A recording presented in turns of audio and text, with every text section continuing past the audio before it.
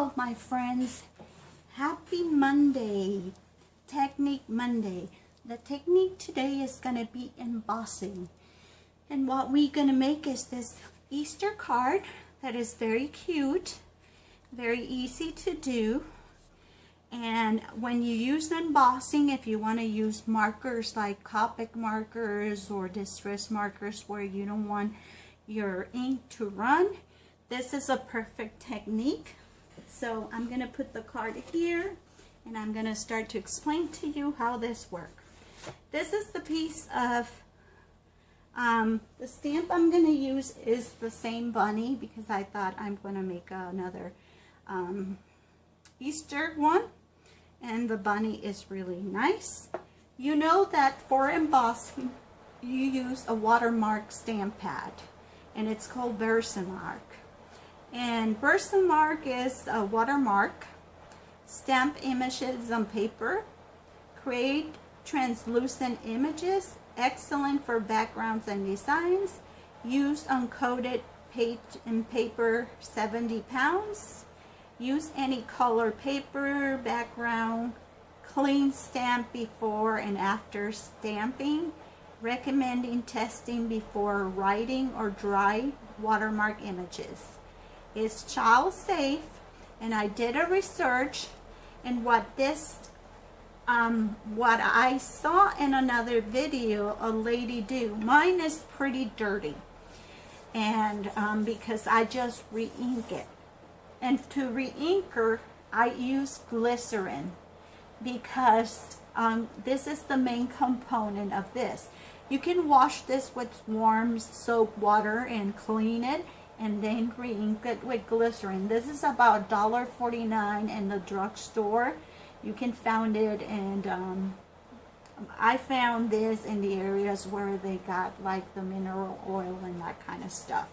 So what I'm gonna do is I'm gonna go ahead, take a little wipe, my Minnie Mouse wipes.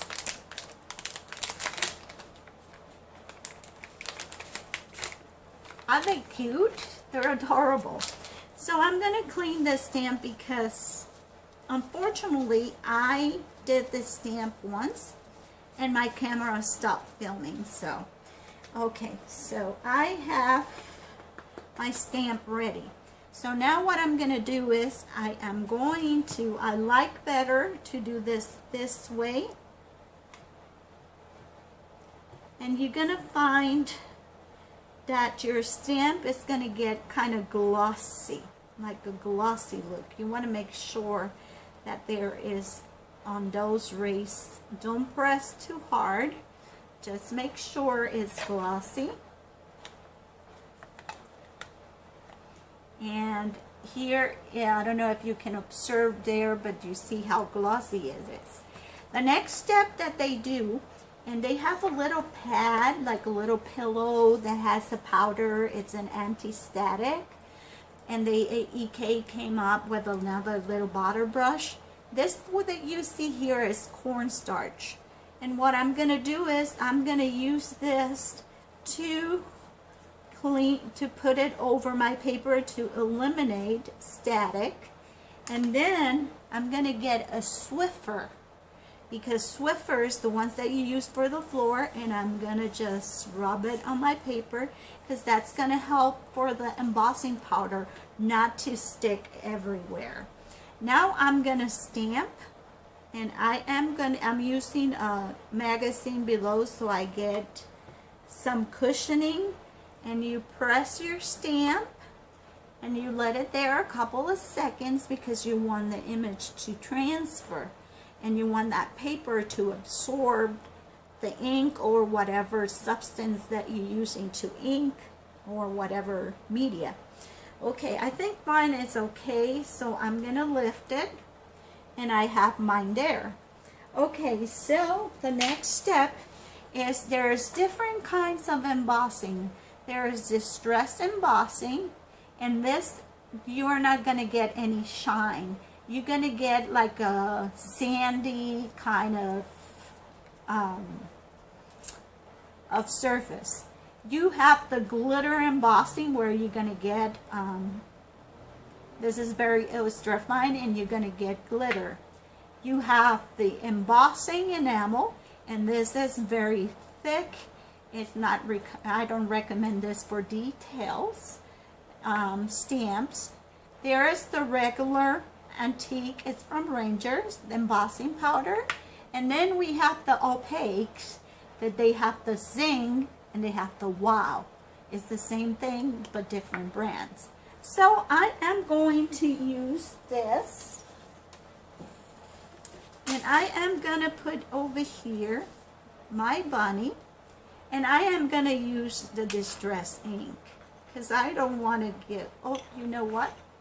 No, I'm gonna use the gold one because I want him to look. And this is, you see how coarse it is? You try to cover as much as you can, don't worry, because you are going, doesn't gonna go to waste. I have to put a little more. I didn't want to take in certain areas. So you just want to make sure that it's not in the areas. I think it needs a little bit more over here. And I just flicker to get rid of any excess. And then you just fold this and goes back to the container.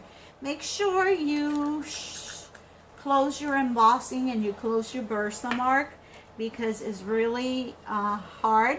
And if you have some areas where you get a little bit of like some embossing powder, you can use your brush, and you have to be very careful. The other tool you're going to need to do this is a heat gun. There's a lot of heat guns in the market. I have this Tim Holtz, but I have another one from a recollection one that I actually like more. This is very hot. I start embossing from the bottom to kind of give a chance to the embossing powder to stick. And then I come to the front and I start embossing.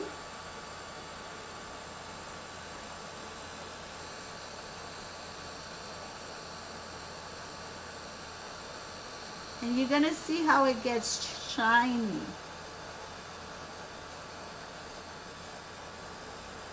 You don't want to overdo it, because if you do, like over here, you see how I got some speckles? But that's okay. It's not the end of the world. You know, it makes like a background, it's okay. But that's what the anti-static is. So you want to make sure that all the areas that you covered are, but you don't want to burn that. So you have to move your heat gun back and forth. I think mine is okay now. You see how here you can see more because I have bigger pieces.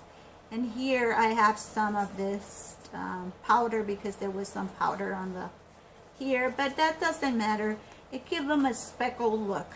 What I'm going to use to color my teddy bear is going to be chromatics. These are some stamps that American Craft came with, and they were very affordable, and I bought a D-stash, and in that D-stash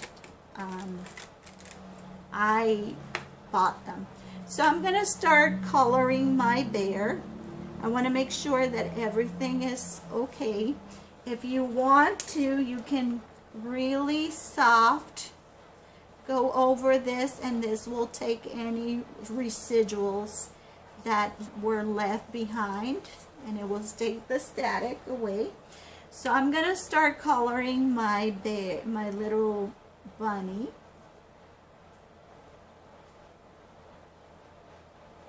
And he's going to be kind of a, this is like a salmon color, kind of.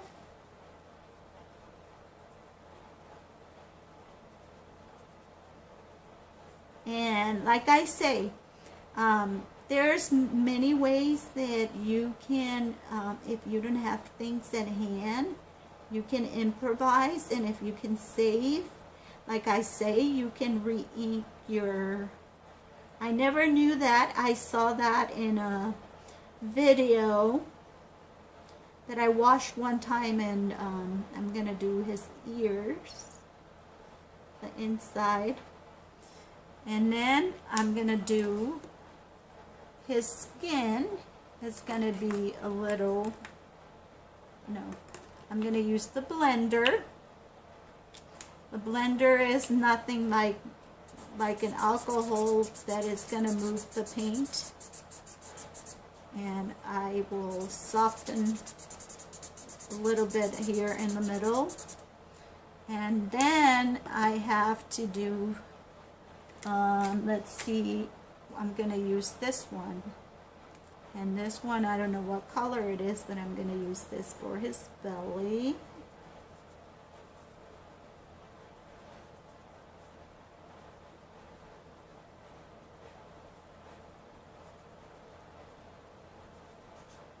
And his face. Because I didn't want that really kind of too dark of a color.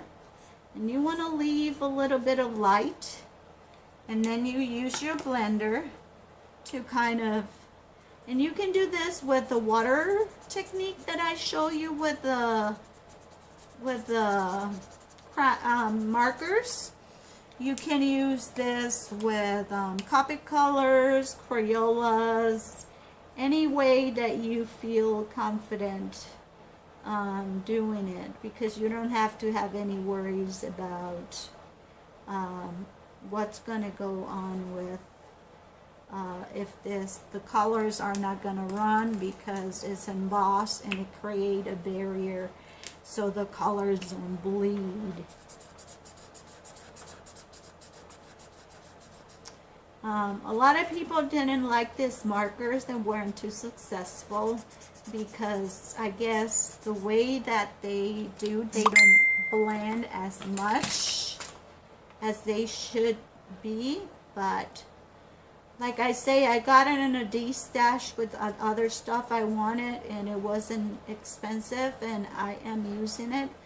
My daughter wants them. I might give it to her, because I ransack her bead collection to do my charm.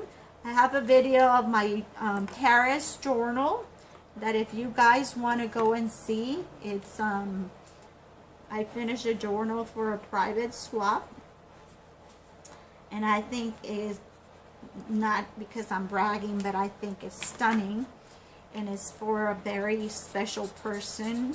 So I did his paw, so there he is.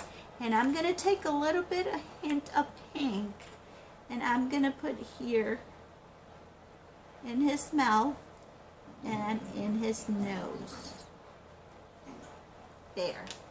There we got our bear, our bunny, or whatever you want to call it. Okay, here's the card. It's a A4 card.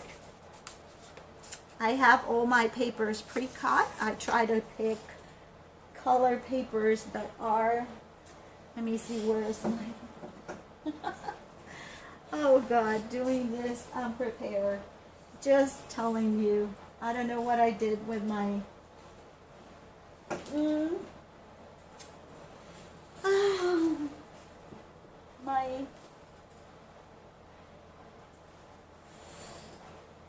well, you have to glue this here, and I can't find my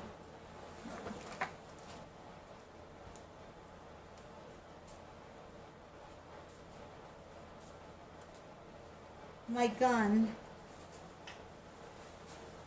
my tape runner. So you're just gonna put this here, And I was going to put this first, and then this one here. And maybe I can do this.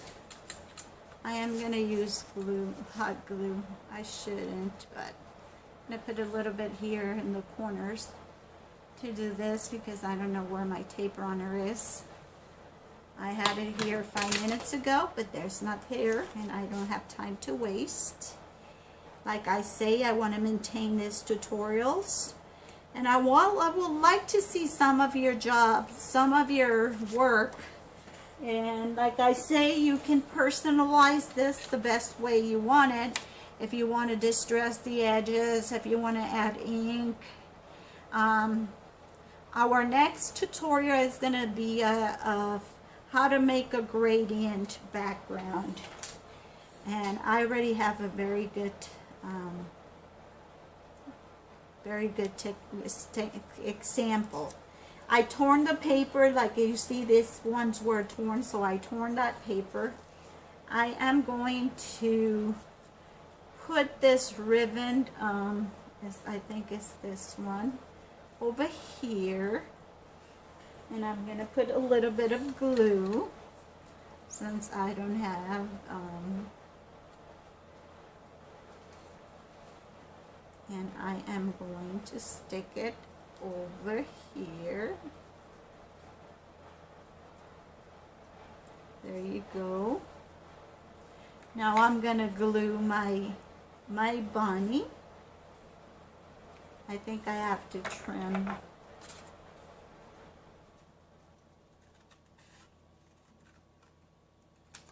a little bit. I kind of eyeball it. There we go. And I'm going to put some of the glue around it. You know, sometimes you have to work with what you have, and this is what I had, and too bad, because I don't have too much time to do this video. Then I'm going to put the flowers, and I pick a red one that I'm going to pick here, and it has a little hole, and I'm going to put it in here. Then I'm going to do the pink one, and I'm going to put it on top of that one. And then I'm going to use this yellow button for the center. So there, I got my flower. Okay. And then I am going to do this here. I'm going to use this stamp from Stampin' Up! That says Celebrate with my archival ink.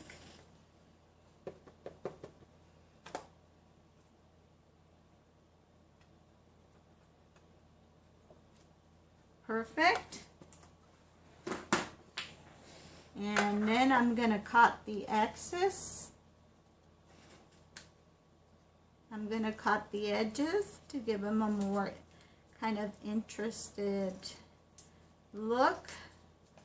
And then I'm going to just put some glue here and put it over here. And then what I'm going to do is I'm going to use that robbing egg blue, and I am going to go around it like this.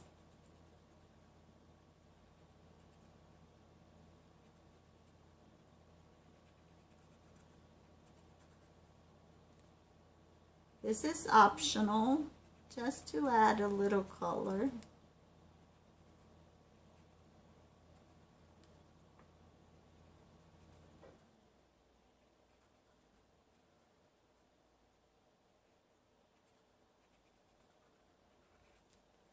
And there's your card. So I didn't do the inside of this one, but there's the card. This is a different approach, and I put this in there. Here's the card in the inside. You can use the little scraps from this one. So here you have two different versions of the same card. And like I say, it's easy to mass produce. Now you know what to do to eliminate that static, how to refill your Versamac with glycerin instead of spending money on your refill. And I hope you learn from this, and I wish you a happy crafting, and thank you for watching. I see you later. Bye.